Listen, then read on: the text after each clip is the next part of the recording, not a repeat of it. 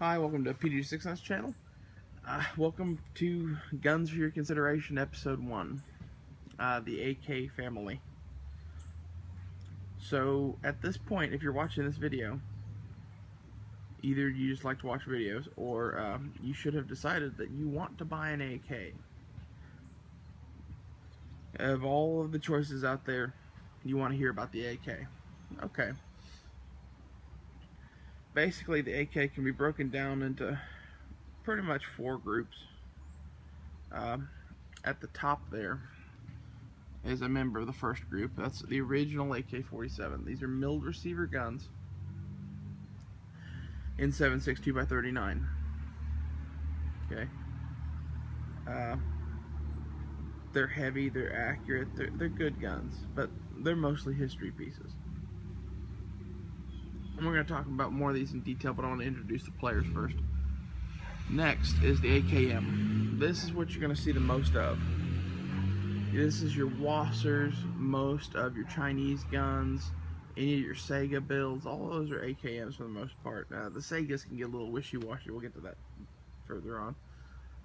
Most of your AKs are AKMs. Then you have your shotguns. That's a Vepr. There's a whole bunch of Sega shotguns though too. So 12 gauge AKs are pretty commonplace in the US as well. They're getting their own category. They're kind of neat. I'm not sure that they're really worth buying, but they're kind of neat. And next, this gun is representing a whole family of guns, basically. This is an Arsenal SLR-107FR. It is basically an AK-74 in 7.62 by 39. So it is filling in for the AK-74 family, because I do not own an AK-74.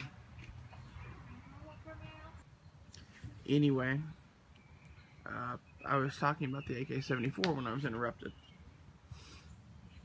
I don't own an AK-74, I own this, so that's why we're going to have it stand in. But really more so because at a certain point, like when you're talking about the Arsenal guns in particular, or any of the modern AKs, they all look alike in their own different calibers, so really you could lump them all together. They all have AK-74 or AK-100 style stocks. That is an AK-100 style side folder. They all have a 90-degree gas block. Sorry, I'm not looking in the viewfinder. They all have that AK-74 style muzzle device and front sight block. I mean, they all kind of start to look the same. So basically, you have old school, older school shotguns and modern. Now, as far as caliber selection goes, I'm going to talk you out of an AK-74 right now while we're on this hitch. At one time, AK-74 ammo was cheap, plentiful, and everywhere. It was like $80 a thousand, and I would have told you to go buy AK-74s because they were awesome. At this point, do not buy an AK-74 if you intend to shoot it. AK-74 ammo can be had, but it is around $10 a 20. AK-47 ammo, the 7.62 by 39, is $5 a 20. That makes shooting an AK-74 compared to a 47 cost prohibitive. You could always shoot a 47 more than a 74.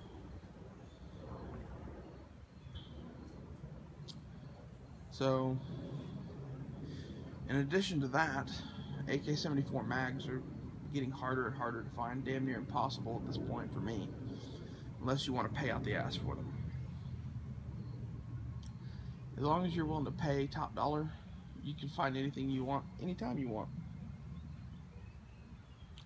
Now, on the 7.62 by 39 side of things, steel mags like those are everywhere for about $13 to $17. And considering that they will last forever, pretty good deal. If you're a little cheap, those Tapco mags or the P mags. I consider both of those to be the same. They're like $8 for the Tapco, maybe like $13 for the Magpul. Okay, so you could go plastic too, but those are going to wear out on you. They're going to break on you. If you're just going to go to the range a couple of times a month, or hell, a couple of times a year, you're not going to notice. But if you're running mags in and out of guns constantly, you're going to start breaking those fuckers. Sorry, you are. I'm not even going to discuss Bulgarian Circle 10 mags that much, because I think that you're stupid to buy them at this point. If you're buying them, you're paying what K-Bar sells them for, which is AK-74 mag prices. 40, 50 bucks a pop, probably. Also, while we're on magazines, we should talk about 223 AKs. Don't buy one of those either. The mags, yet again, are prohibitively expensive. And the ammo is more expensive than the 7.62x39. Now, if you're really savvy, you're thinking, well, for now. In 20 years, who knows? And you're right. 20 years from now, 5.56 AKs could be viable. And if they are, I would buy one then. Do not buy one now. The only AKs that are available in 5.56 are expensive. Okay, and the only ones that have cheap magazines use AR mags. And AR mags shouldn't be used in AKs. There's the dog. Yay. He may wander in and out of the video. So that's pretty much caliber selection. In my book, you need to buy a 7.62x39. If you don't, you're crazy. Okay, now if you want to be crazy, get a nice AK-74 clone, because those are just cool. I wouldn't say you were crazy then. It's not something you're going to shoot a lot. Be prepared for that. And also, with guns like this available, get an AK-74 in a different caliber.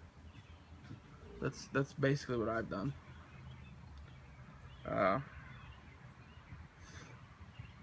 Okay, at this point, I'm going to go into people who make AKs, because I think it's a discussion worth having. Right now, there are a few names that you should probably know if you're into AKs. Those would be Century Arms, DDI, Inner Ordnance, Arsenal, Krebs Customs, Rifle Dynamics, maybe a few others that I'm forgetting. But let's start with the bad. Inner Ordnance. Do not buy an IO gun. There's the dog again. Anyway, do not buy an IO gun. They are junk. I've tried buying them in the past, and I've never once had a good experience with them. In fact, the last one I had was one of their Pioneer Arms guns that are really made and sold by IO. And it was god-awful. It was the worst AK I've ever seen. Okay, before we go on, the guns here, just to be clear, this is made by DDI. This is a Romanian parts kit on an Ohio Ordnance receiver, built back in the day. It's probably a 10-year-old AK. This is a Vepr made by Molot, imported by Atlantic, I think. I'm not sure who imported those, actually. And the bottom one is an Arsenal. Okay. So, DDI parts kit, Russian made, and Bulgarian Arsenal. I'm going to pause for just a second. Okay, and we're back. We just talked about IO ink, Inner Ordnance. And I told you who made all of these guns. So, next up on the docket is Century Arms. Century Arms is in a weird place right now. Everyone is in love with their new products because they don't suck as much as the old products. And I would have to echo that, actually. I think the C39V2 is quite a nice rifle, the ones I've seen in person.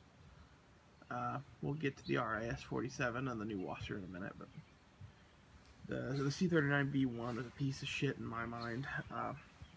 And really the reason I don't own a V2 is because I like my guns to look a certain way. And they're clones of military guns because that's what I think is cool.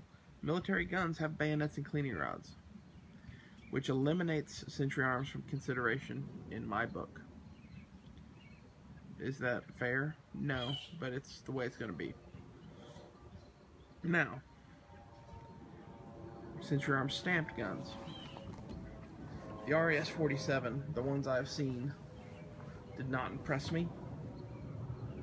Mainly for the same reasons. They're lacking features that I want.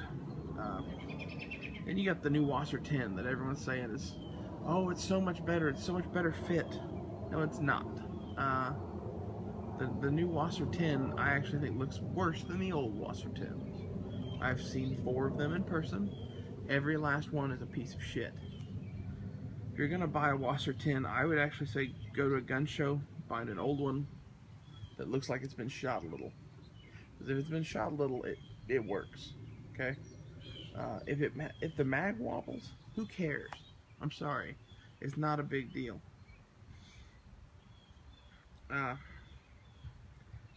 But you know, for the same money as a Wasser, you can go out and find guns like this. Okay, that's why I bought that gun. So I saw it for about the same price as a Wasser. I was like, yeah, I'll take that. Considering that's a better made gun than the Wasser all the way around. So Century Arms, just in my opinion, if you want a shooter and you don't care about the shit I care about, C-39B2 may be your gun. There's nothing wrong with that gun. It's awesome. The RIS-47, less so in my opinion. It's mainly just because I didn't like the wood fit on the ones I saw. Whereas the C-39B2s I saw had excellent fit. So that could just be an issue in the guns that I saw. I mean, Century Arms, one of the reasons I really don't recommend them is because the quality from gun to gun varies so much, even on their new shit. I mean, depending on who's working there that day, you might get great or you might get terrible. So, that's my thoughts on Century Arms. Like I said, I don't own Century Arms products, and I don't recommend that you own Century Arms products. But they're out there in force, so there's your section on them. Also, currently on the market are guns from, who do I want to cover next? Let's talk about DDI. DDI probably caught your eye because they have guns on AIM surplus for, and a few other places too, for in the same range as the Century guns. I'm here to tell you that that fucking underfolder there is better than any Century product I've ever seen, and in fact I would put it on par with Arsenal. I'm not bullshitting you. That gun is the equal of a gun that costs twice what it does. The milled Bulgarian Arsenals are like $1,600, and I would actually prefer that gun to theirs. Mainly for aesthetics, but quality-wise is absolutely equal. The only bad thing about that gun is the lightning cuts aren't quite right. They should be deeper than that. I don't really care. It looks good. Oh, sorry for the yawn.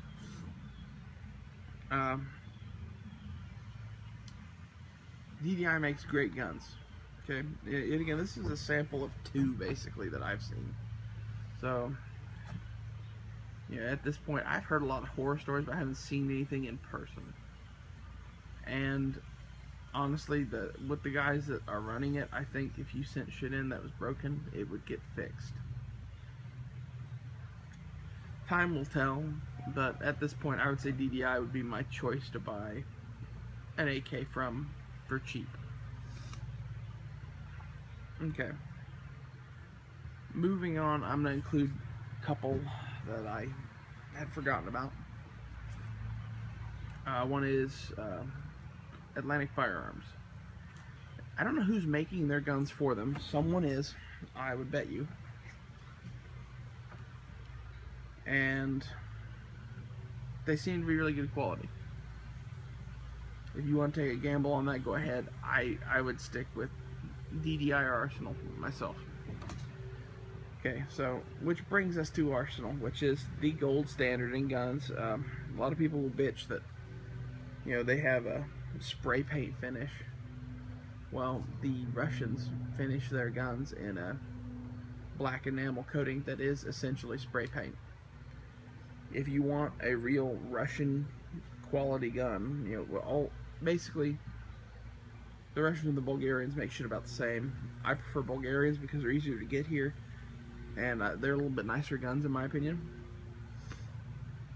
But if you want that military AK, then you get the Arsenal.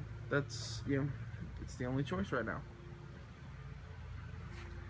And all of Arsenal's guns are excellent in my experience. I've owned 3 of them. There's 4 of them. I've owned 4 of them. I forgot about one. They're great guns, and I'd highly recommend them. Now, everybody else. You've got Krebs Customs, Definitive Arms is another one I forgot, and you've got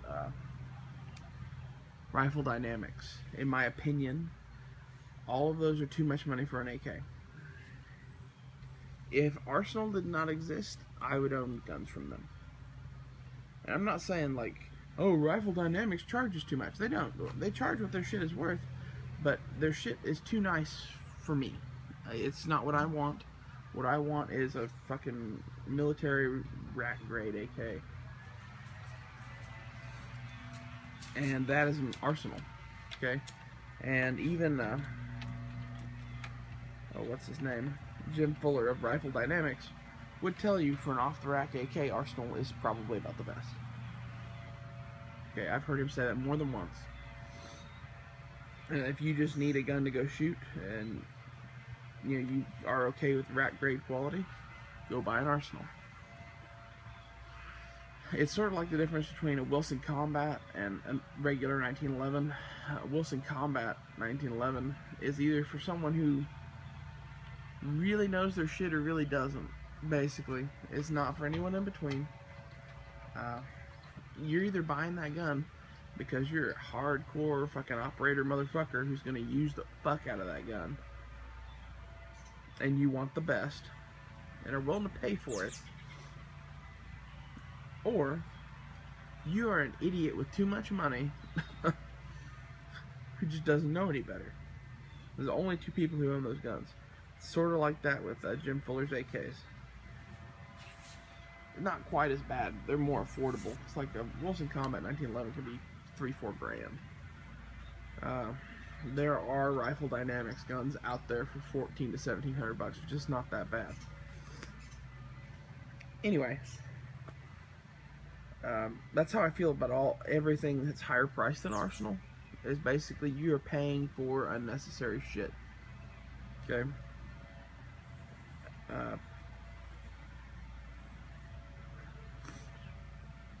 Now, while we're on the subject of that, home builders, people who built shit like this, you're rolling the dice anytime you buy one of those. Basically, do not buy a kit build gun like that unless you've owned a few AKs and you know what to look for, which we'll get to momentarily. We're going to pick that gun up and we're going to look it over. But unless you absolutely know what to look for, don't buy a kit build gun. I'm going to actually take a pause here too. And while we're on the subject of home built shit, we should probably talk about the shotguns, because there wasn't ever really a company out there converting Segas. There may have been 1 or 2 that did some work on them. I know there's multiple people who did SBR type conversions on them, or sorry, SBS.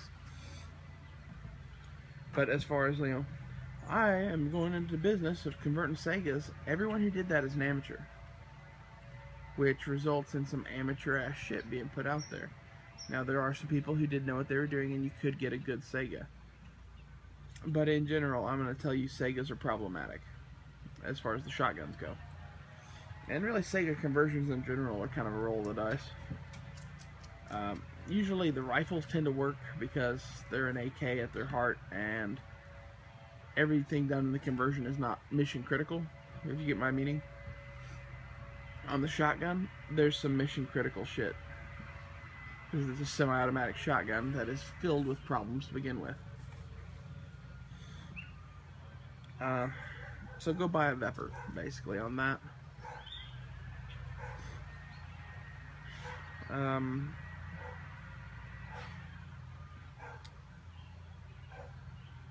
So we've talked so far about who's making AKs right now, what caliber to buy. We haven't talked about features to look for. We should probably talk about that. Sorry, I don't really have a list, so I'm kind of rambling. Features to look for in an AK, a chrome or melanited barrel, I would say, is important. And it's not for corrosive ammo like you hear so much. Those processes increase the barrel life in the AK, and if you're going to shoot a lot, which if you're buying this gun, I would expect you are thinking you're going to keep it forever. You probably won't, but you're going to think that. So you should buy either a chrome barrel or a melanited barrel, because it's going to last longer. And in an AK, once the barrel's burned out, unless it's a transferable gun, I would sell that gun to some unknowing fool and go buy a new AK,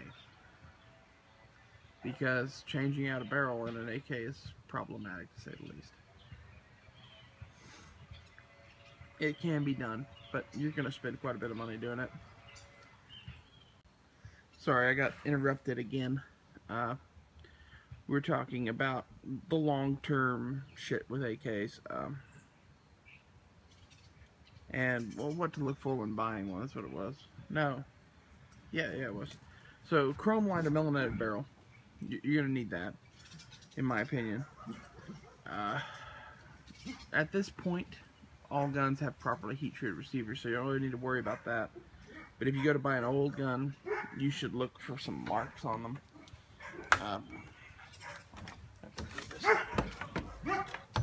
Okay. I don't know if you're going to be able to see this on camera or not.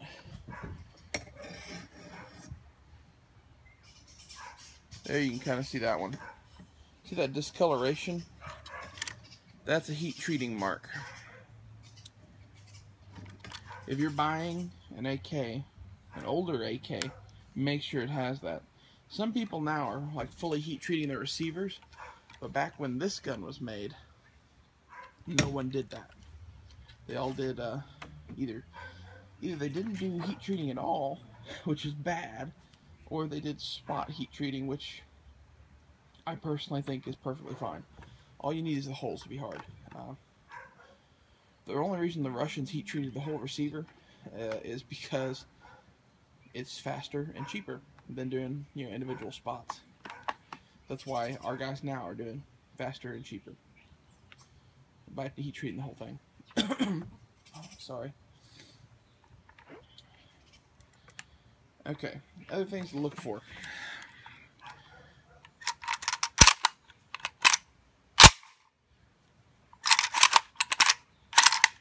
See how it kind of hangs up?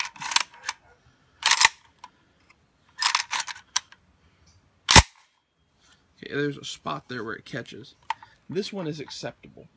Okay, if it does it more than that, this one will not stay back by itself. If it does it more than that, it's unacceptable. Do not buy the gun. Your safety.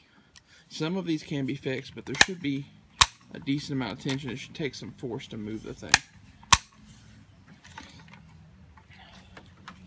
And something kind of important is, if you notice, this gun is pretty damn straight. By straight, I mean the sights are straight on the gun. On an AK, this thing can be canted, this can be canted, and this base back here can be canted. If this one is canted, it's not a huge deal. It's going to wear some parts, but overall not an issue.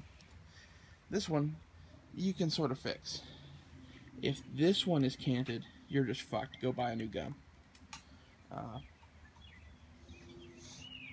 Buying shit that is currently available on the market, new, shouldn't have any issues. But if you buy older guns, like I do, you're going to have to be aware of that.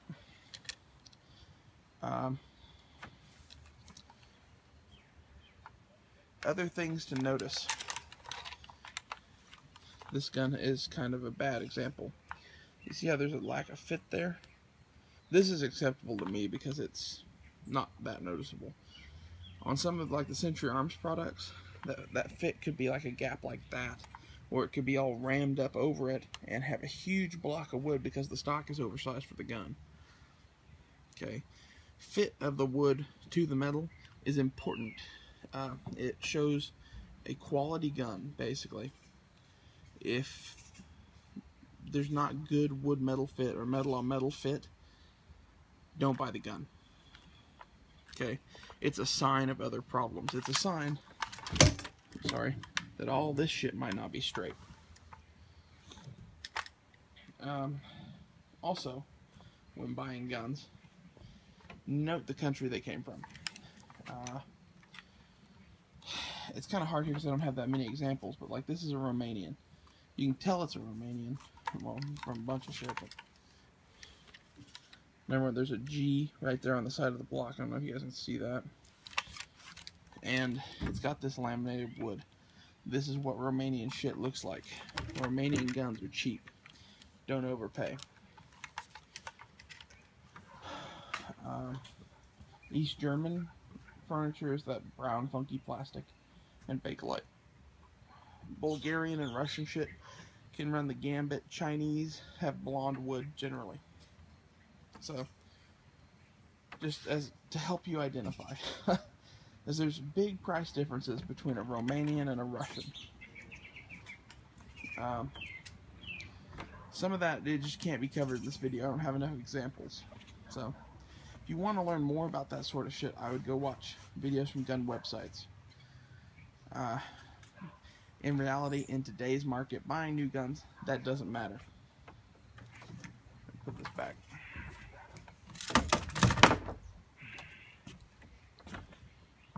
Okay, so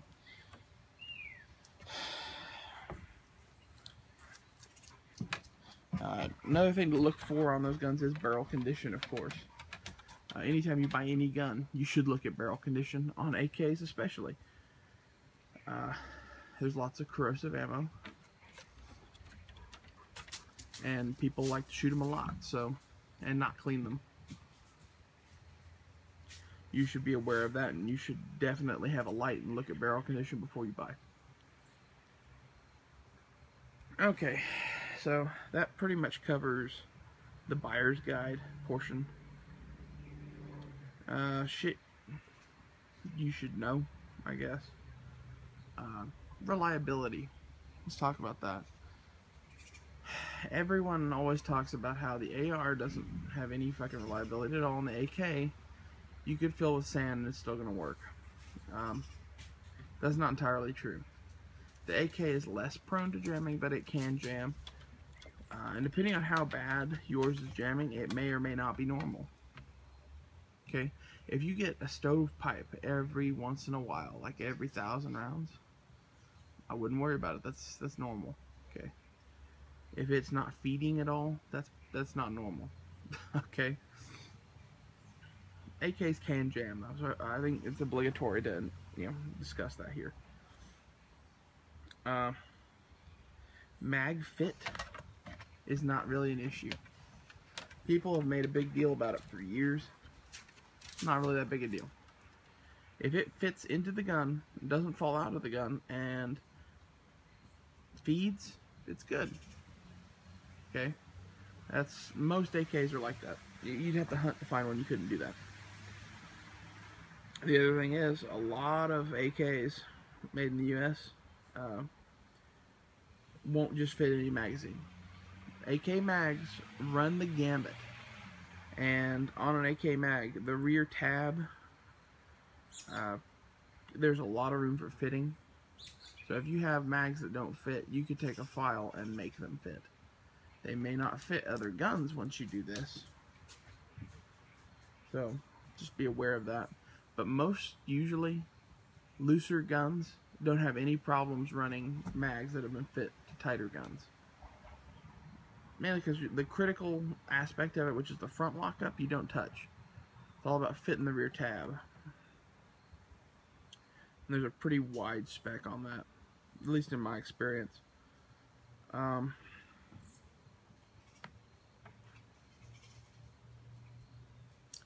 AK pistols, we should probably discuss. I'm not really a big fan of, the AR AK pistol craze.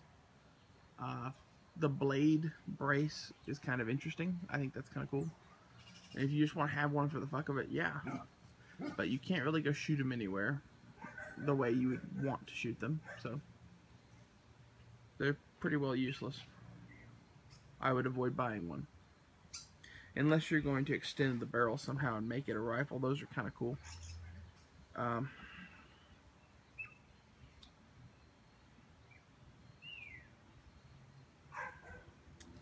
Okay.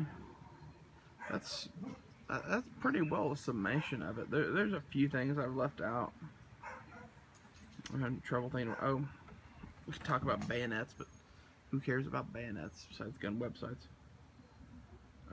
There are bayonets available for the AK-47. Original AKs take different bayonets than all the rest of the AKs. Okay, like that top gun there. They have a totally different mount than later guns. All later guns pretty much take the same type of lockup. So you can buy an AK-74 bayonet and they'll fit on an AKM.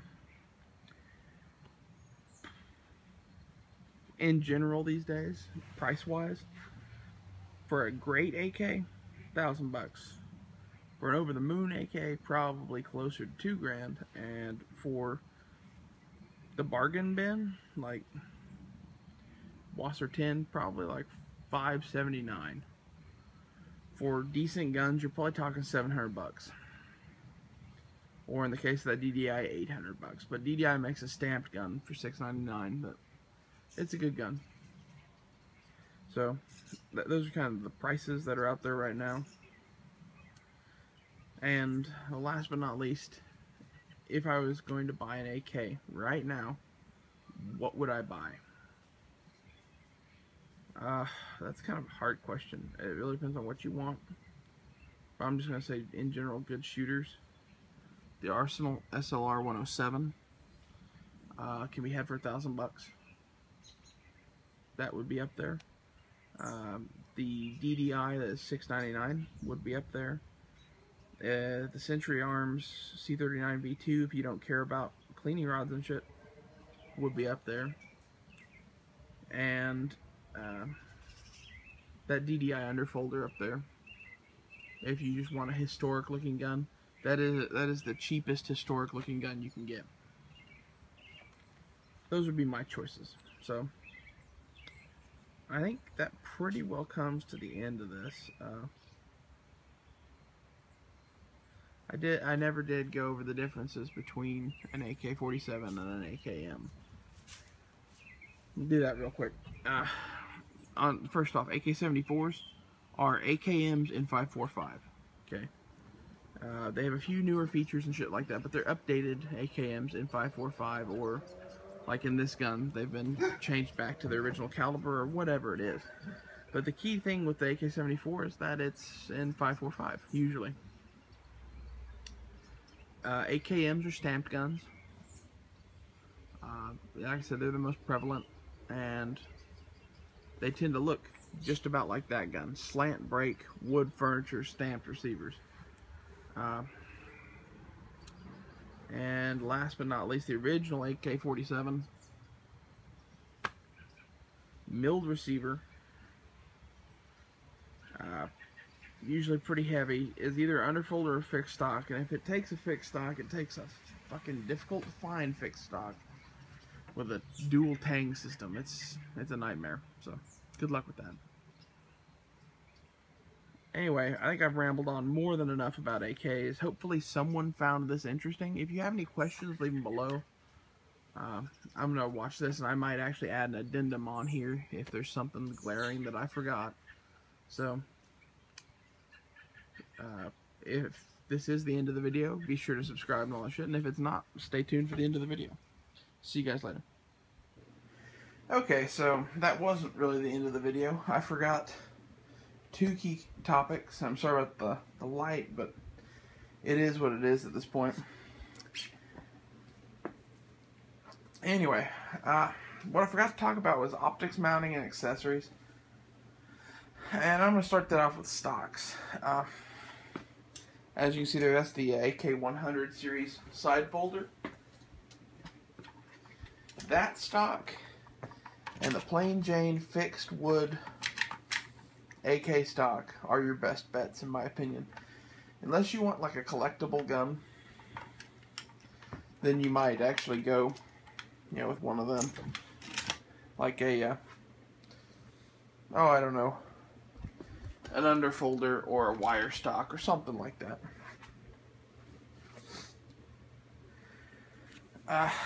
The reason I like these stocks as opposed to like the Magpul stocks is because they look good.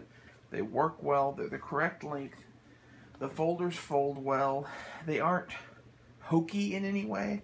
The Magpul, especially the Zukov, it's like a 3-handed affair to adjust the damn thing, and it's not as smooth a folding as the 100 series. I'm not a fan. Okay, handguards and pistol grips and shit like that, rest of the furniture, really doesn't matter that much. Whatever you like. Personally, I like US Palm Battle grips or the original AK grips.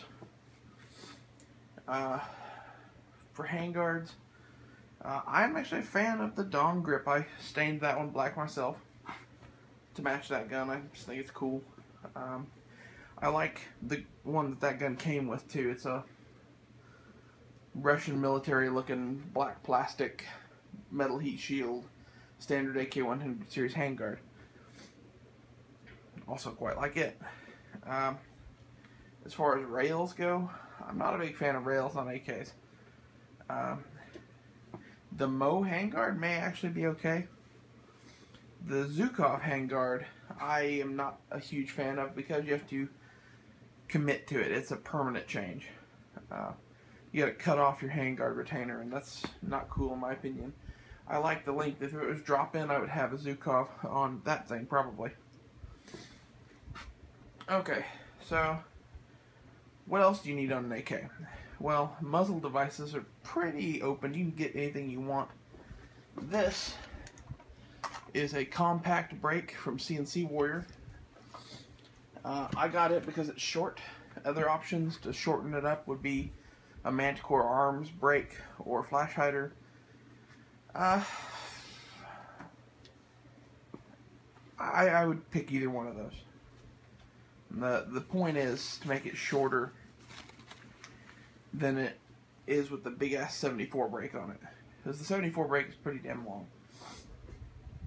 Oh, my nose is still running. I can't get it to stop. Sorry about that. 1 second.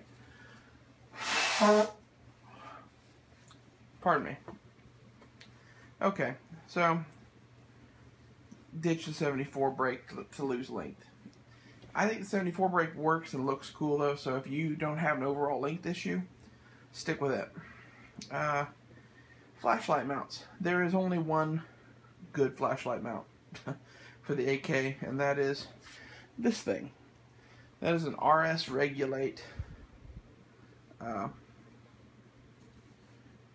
flashlight mount. It clamps onto the barrel.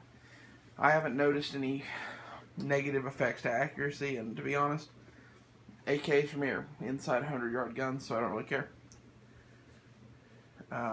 You might say, well, I can hit stuff at 300 yards. I don't care. I'm not going to shoot past 100 yards probably. Probably really not past 25, so, you know, for a defensive gun. And non-defensive guns, you don't need flashlights on. Next, optics mounting. This gun here has an example of both kinds. Up front, ooh, sorry about that. Up front, you'll notice a Ultimac rail with an aimpoint T1 on it. Anyway, Ultimac rail with the aimpoint T1 on it. That's a great way to go. That is my preferred way of mounting an optic on an AK. Mainly because I like folding stocks and I like the Russian side folding stock. So the rail back here is virtually useless in my estimation. However, if you have one and want to use it, the RS Regulate scope mount is quite good. They're the same ones who make that thing.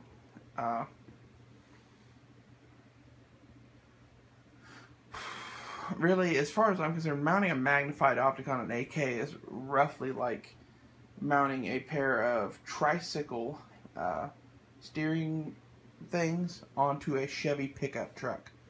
It is that different. I mean, it's like one of these things does not go with the other. It's pretty bad. Don't put magnified scopes on a fucking AK. But that goes back into what I was talking about a minute ago about it's 25-yard gun, maybe 100-yard gun max for me. And that's not to say that the gun's not capable of shooting further, it's that I will never be using it further than that.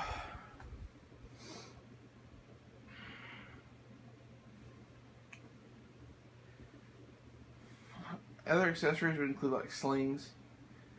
I like the military AK slings, obviously. By every gun here that has a sling on it has a fucking communist military sling on it. If you want to get fancier, there's everything in the world. So, pretty much that's about it. We could talk about the dust cover scope mounts, but those all suck. Don't buy one of those. Topic covered. Aftermarket triggers. I've never shot an AK that needed an aftermarket trigger. But if I was going to buy one, I would get the Geisley, the ALG Defense AK trigger. In fact, this thing is probably going to get one of those just to say I tried it. And if any of them do need an aftermarket trigger, it's the Arsenals. They suck. Every other AK trigger is like 5 pounds, and the Arsenal is like 8 pounds. So, probably do that. But in short, this has been the AK-47. I hope there's been a lot of useful information in this for you guys. Sorry for all the cuts and interruptions and shit, but the video was super long, so I was going to have to take breaks to make the uploading and editing easier anyway. But there's been a couple of times where it was interrupted by fucking phone calls. I hate that shit. I hope those weren't too distracting for you guys. And like I said before, if you have any questions, be sure to ask them below. I'll try to answer them. I think I covered pretty much everything that needs to be covered. But there may be one or two things I missed. So, thanks for watching. Be sure to watch the rest of this series as it unfolds. Like I said, this will probably be weekly, so we'll see you guys later. And be sure to thumbs up the video and all the rest of that bullshit. Bye.